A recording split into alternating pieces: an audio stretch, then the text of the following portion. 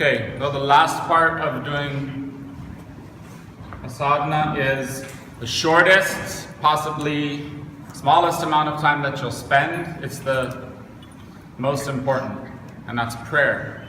And the reason that it's most important is because you can do 2 hours, 3 hours, 4 hours, or half an hour, whatever, of your sadhana, and have a great experience, and then get up and walk out of that door wherever you were, whether it's a group or your own home or wherever it is, MPA, and kind of lose everything that was experienced there and just go right back, revert right back to your kind of idiotic self. And that's very easy to do. Not only that, you don't carry the qualities or the virtues, which is one of the things that we are working on in the summer sadhana with this kriya. The values and the virtues that you build in yourself and that you have a chance to experience when you're sitting there and you give yourself that brief moment, whatever it may be. You have to apply those to something, otherwise what are they worth? In the scriptures of Sri Guru Granth Sahib and the Sikhs' lifestyle, Guru Nanak, there's a whole conflict and debate that Guru Nanak said he was against yoga, or that he talked bad about the yogis, which is not true. The simple translation of what he said was, what's the point of achieving all of this virtue and strength and core power and merger with God when you can't share it with other people? If you go off into the wilderness or into the caves or into the mountains and a place of solitude, do your sadhana, but then stay there and just continue to build your presence through that sadhana, what is the purpose and what is the point if you haven't uplifted or reached anyone else? And if you're secluding yourself from Maya or this world, which you're meant to be in, you're taking every possible block to your sadhana away from you and then doing it, that's really easy. But living a lifestyle of a householder means in the world, day-to-day life, having a job, having a family, having, all of those things that we do, and still achieving that same spiritual contentment is much more challenging, and it's much more rewarding, not only for you, but for anyone around you and everyone around you. And the idea to make the world a better place, as cheesy as it sounds, Guru Nanak said, Sarvat Daat Bala, that you do good for everyone around you. Through that enlightened or elevated spirit, you pray, or you project, or you set yourself to allow that feeling that you have to transfer to other people, and to inspire someone else, and to bless someone else. Maybe it's just your family. Maybe it's your mom, or your dad, or your brother, or your sister. Maybe it's your people you don't know, that you walk by in the street and they see you and they change. Like he said, that kriya gives you that magnetic strength that people looking at you, imagine if you're that powerful. You think that's some miracle? It's nothing. That people look at you and they change, just looking at you. Not because you're so beautiful or so pretty or so great, but because there's something that they see. Everyone can see that projection and that glow about you, even if they're the dumbest person who's never practiced yoga, never meditated. You look at them, there's a presence there, and they see it, and it affects something in their subconscious or in their psyche, and they change because of that. Yogaji used to say it would take, an elevated or spiritual being, it would take one glance to change a person's destiny. One glance. You walk by them, they look over at you, and that look, just like you did with Ash the other day, and you saw the power of saying some word out loud and projecting something to him, and then how one person can also defend against 100 with their energy. That projection of that spiritual being to that person who had no idea can change their life entirely. Just the glance, the look of them. There's stories throughout our writings that talk about a worm on the street, or a sadhu on the street, or all types of animals, but even like beggars, not sadhu, like beggar, someone sitting on the side of the street who happened to be in the path of the spit of an elevated person, and they were able to achieve enlightenment from that. Not like they spit on them and they were instantly enlightened, but that interaction change their destiny because of whatever it was that took place in their magnetic field allowed them to break out of their locked ego and achieve something. And prayer, many people describe it many ways. Sir Singh Sahib described it many ways. Yogiji described it many ways in Kundalini Yoga. From what I've understood from it and from what I see that works is that he called it attunement. Right? That you are simply clear in your object of devotion. You're clear in what you are projecting as who you are and who you bow your head to or what you bow your head to. And when that's clear, nothing can come in your way. Nothing can break that path. Anything that you need to serve your purpose and say your purpose is serving others, you'll have it. You will never go because it's a projection and it's a presence of mind, a state of being. Prayer is not closing your eyes and saying, the list of things that you want. That's the way to set your prayer. That's the way to set your intention. That's the way to set and give you an affirmation that trains your mind to be able to hold yourself in that place and hold yourself accountable to that consciousness. But you have to live it. And you start living, he said, when it comes from your heart and it's just something that you're in and you're in a prayer, you live in that prayer and everything serves that prayer. And that's what he says is true prayer. So when we've done sadhana, we've done our kriyas, we've yoga, japaji, some recitation, chanting, then you take that brief moment. For the Aquarian sadhana, for example, you go to Gurdwara, you bow your head to the Guru, you sit and chant kirtan with the Sangit, with a group of people who are there to do the same. You say an actual formalized prayer in Ardas, listen to the words of the Guru and the hukam, and that ends the whole sadhana. Another simple way, which is what he taught before he even had any Sikh followers, and even after, was you say a prayer, or you put yourself in prayer for a few minutes after you're done. The important thing is to recognize that what you're doing is you've achieved this state, even if it's briefly for a moment. Okay, you do all of this stuff, you close your eyes, you chant to Guru Ram Das in the very end, and you have a feeling, whatever it may be. And more than likely, if you applied yourself to that sadhana, you're elevated in your thought and in your mind, in your heart. You feel something, you feel whatever it may be. And in that feeling, you project what you want, what you are, and what you want to hold. Whether it's through let my mind find confidence, let my soul find peace. What is that saying? These are the virtues that you're saying that you're telling yourself you want. There's a comedian that's extremely funny, and I couldn't play it for all of you, but you can look him up. He says he realized he's an atheist. He doesn't believe in God. He realized that when he prayed to God in his mind, dear God, please do this for me, or he prayed to a famous actor, at that time was Joe Pesci, he said, he got the same result. He said, what's that? If I close my eyes and I pray to God, whatever he thought God was, he's like 50-50 it would happen. But then when I close my eyes and pray to Joe Pesci, 50-50 it would happen.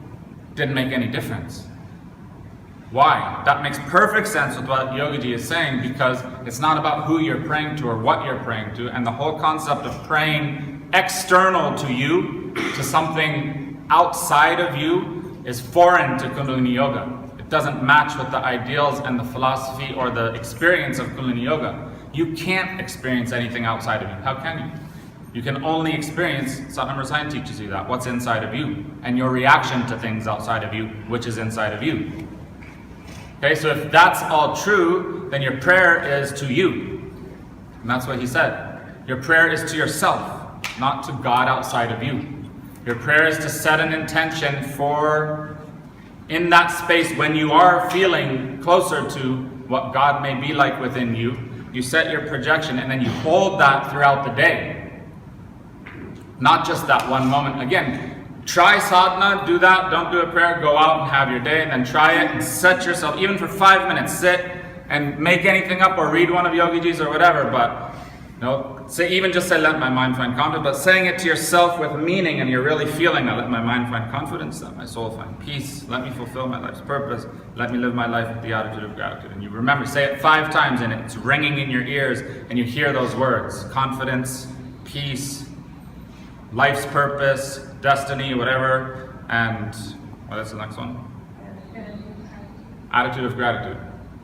right? And you remember those things, those key words even. Then I love myself, I bless myself, I heal myself, I am myself. I love myself, I bless myself, I heal myself. And you say that over and over and over, and then that goes into your projection. It goes into your mind, it goes into your subconscious, and it sets your projective capacity of who you are and what you did all of that for. And throughout the day, those things happen. Those things happen, sure, not every day right away to 100%. But the more powerful and the more present you are when you do that every morning, the more it starts to seep into your every action, every thought, everyday life, and become your projection, your personality, and your presence is your prayer. It's just about that. When we meet people like Sri Singh Sahib, meet people that are saintly, that have done these big sadhanas, and that have served people their whole lives, and you're in their presence, they call it darshan. Means you get something from just being in their presence. Go to Baba Nihal Singh and you sit in front of him, you feel something. Even if you're an idiot, you feel something. There's a presence there, and you feel that, and it affects you. I remember for a long time, anytime I was around Yogiji, anytime I got the chance to even see him, I would get this feeling in my body. I had no idea what it was. I felt changed, I felt different, and sometimes I feel like I just wanted to burst out crying, which of course I didn't. I held on to it as hard as I could and made sure that I didn't.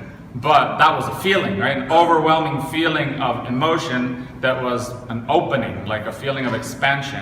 And every time it happened, without fail, I was always hiding from him. I didn't like jump in front of him, look at me, give me attention. I would like go near him, touch his feet, and then kind of like slip away to the back and just hide and look at him and try and like just be present with whatever was happening. But not like I didn't want to be nailed to the cross and be on the spot, which would happen if you're too bold.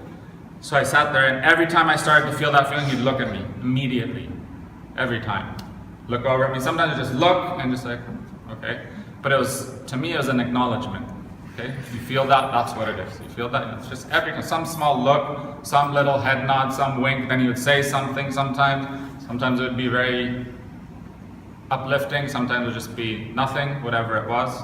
But it was an acknowledgement. The communication was yes, you're feeling that. And yes, it's related to being connected to me. But I didn't know that then. I had no idea what was happening, but that was happening. I just knew something was shifting, something was changing. And that's prayer. He's not affecting me. He's not like looking at everyone. I started realizing that everyone that comes to him, the hundreds of people, he's not looking at each one and like sending something out and like working on them in that way. His presence does it automatically. You're there. That's why you go to a class with him. You have 100 people, and everyone heard he was talking to everyone individually. But do you think that he like split up the group? Like I see all of you, and in my mind I can compute exactly how to say it so that everyone hears exactly individually what they need to hear? No way. Not possible. But his presence could affect in that way, so that everyone felt and understood and heard what they needed to hear. And you would ask people, what did he say in class today? I missed it. It was so good. Really, what did he say? I don't remember. No one could. You can't summarize it. Almost no one could ever say, well, he talked about this. I just like, something about, this or that. But it was so good. Why did they feel that? Because it was a feeling. It was an experience sitting there and being shifted by him, and they knew enough to know that presence affected them, but they didn't know how. That's prayer. First you develop it for yourself, but then the idea is sarvata bala. You're setting an intention that you're doing good with this elevation that you've achieved, that you want to serve with it. Let's say it in a simple way, you want to serve with it. Now, does that mean serve longer? Sure. Does it mean serve water? Does it mean serve volleyball? Does it mean serve what? Whatever opportunity comes to you, whatever it may be, because it's not for you to choose. You don't have to go out and look for it, but you will know there's an opportunity to serve. I need to step up, I'm serving.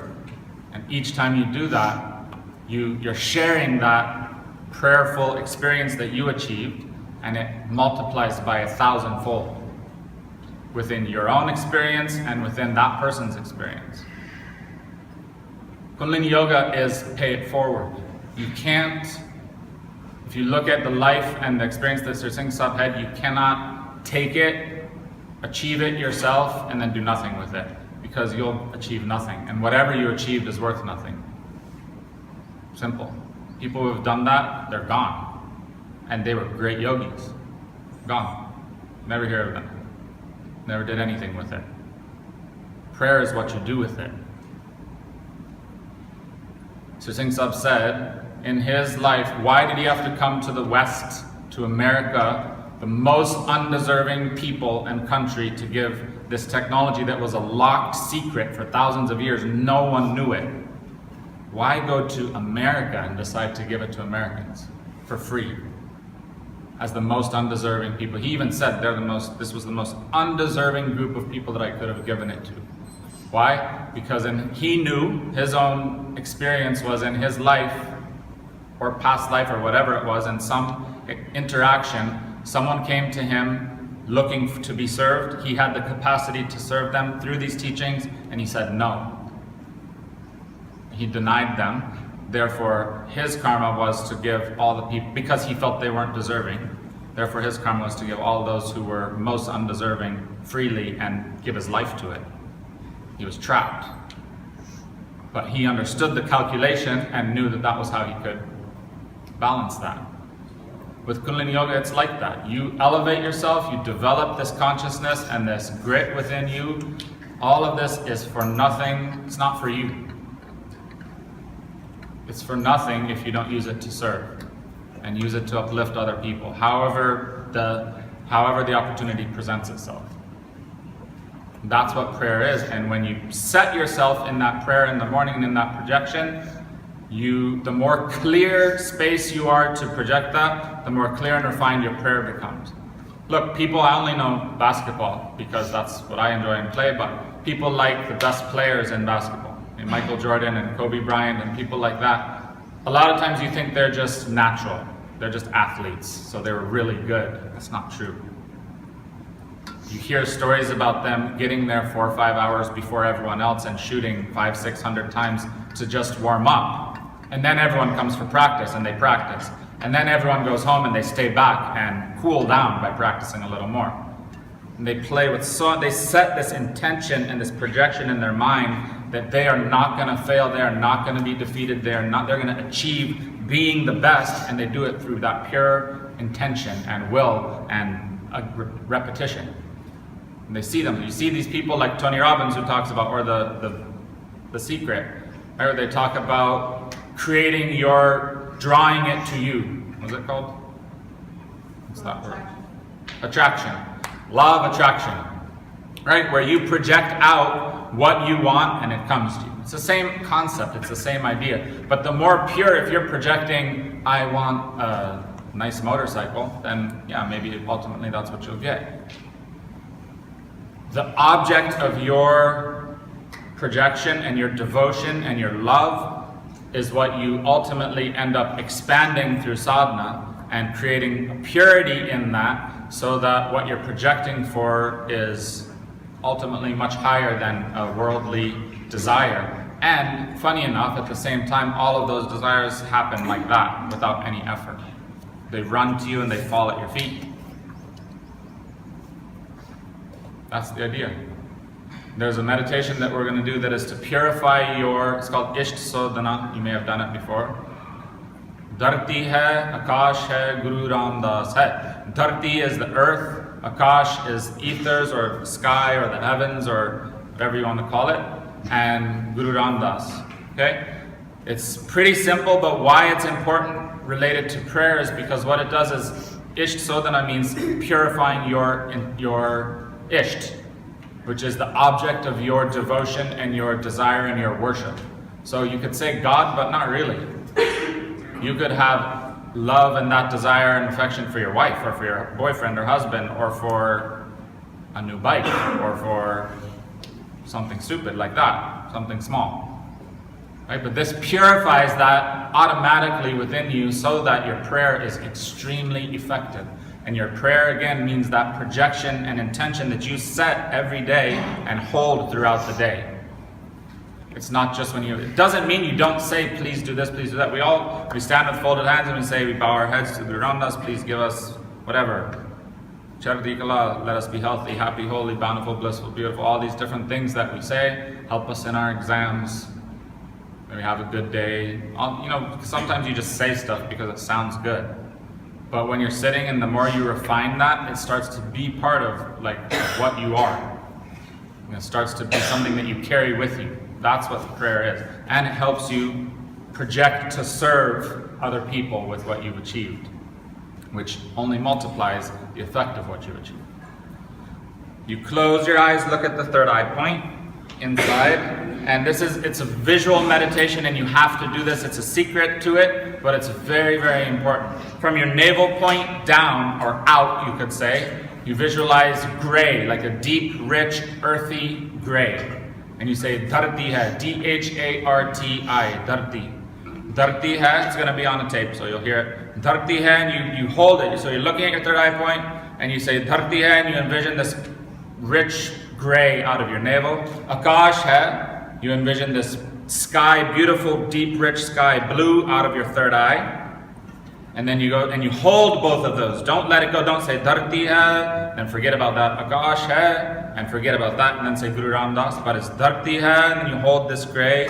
Akash hai, hold that blue. And then pure white light from your heart, Guru Ramdas hai. And you project that. And so at the last, it's like 1 second each, you're holding gray, blue, white. And you hold that and you feel it. That's what you focus on. Maybe a little bit difficult at first, but let's see how it feels. And this is the perfect time to practice it. You're supposed to practice this in the evening, right before the setting sun. Okay? Sitting up, hands are in Gyan Mudra, eyes are looking at your third eye point. Here we go.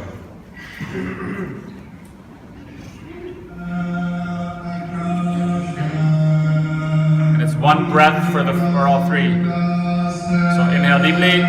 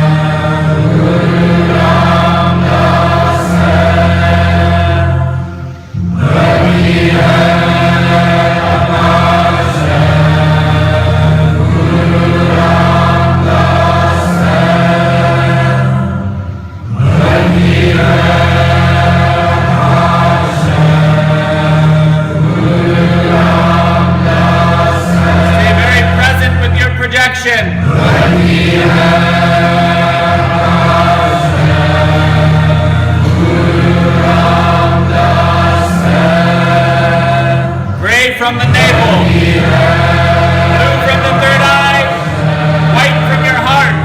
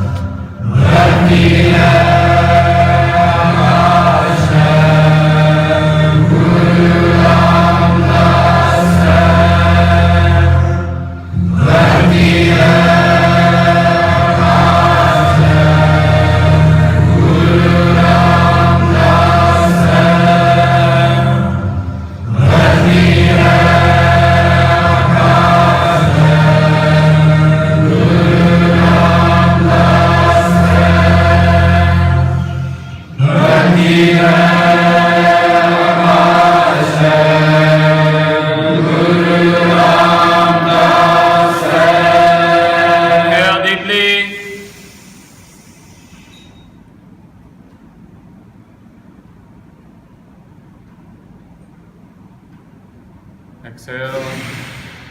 Close your eyes, keep them relaxed, put your hands on your heart center.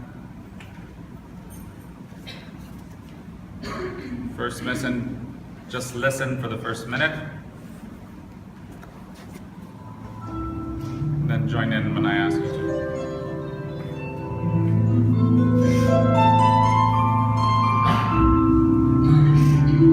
Try and sit still. Try and keep your mind still now.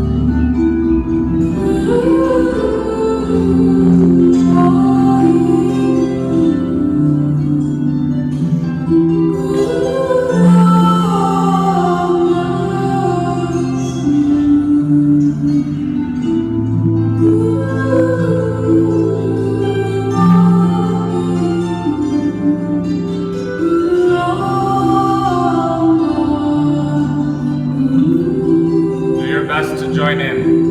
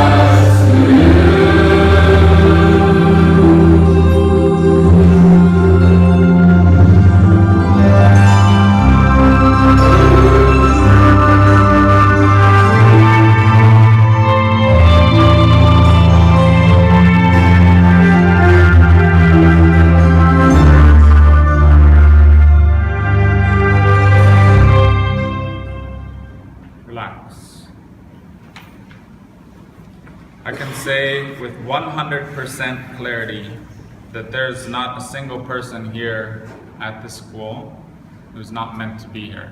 There's not a single person here who's not serving their highest possible capacity or destiny or intention by being here. And that it's not a mistake. It's not a coincidence that any of you chose or happened to be here. Just like it's not a coincidence that you were fortunate enough to be in Amritsar, that you were fortunate enough to come and bow at the Golden Temple, to dip there, to meet people that you've met in this experience that you've had here, whatever period of time it may have been for, and to continue on doing whatever you're going to continue. But there is always a choice. And there is always your capacity to be able to see what you want and what will serve you further down the line than the immediate next year or two, or even longer than that, and make it happen. Sadhana that's recommended is on your group, on the WhatsApp group, all staff group, the squad leader group, the student schedule group. Please, if you have any questions, all of us have it. You can get in touch with any of the staff throughout the summer. I'm sure anyone would be more than willing to help you if you're having trouble or a problem or a conflict or need someone to talk to or reconnect with or anything like that throughout the summer. Then we're pretty easy to find.